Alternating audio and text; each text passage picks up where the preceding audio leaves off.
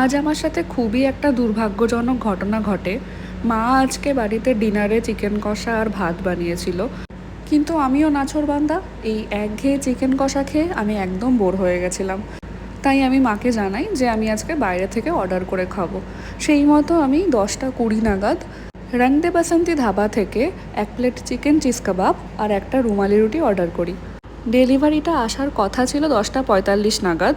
10টা 50 বেজে যাওয়ার পরেও যখন লোকটি আসেনি, তখন আমি তাকে কল করি। বলা বাহুল্য যে সে ফোনটা ধরেনি। এরপরে আমি সুইগির কাস্টমার সার্ভিসে কন্ট্যাক্ট করি এবং তারা তাদের পক্ষ থেকে এনাকে অনেকবার ফোন করেন, কিন্তু তাদের ফোনও ইনি ধরেননি। লাগাতার 1.5 ঘন্টা ধরে হেল্প চাওয়ার পরে সুইগি কোম্পানি ফাইনালি আমাকে রিফান্ডটা প্রসেস করে দেয়। ততক্ষণে খিদে, মাথা এবং মন দুটোই খারাপ হয়ে গেছে।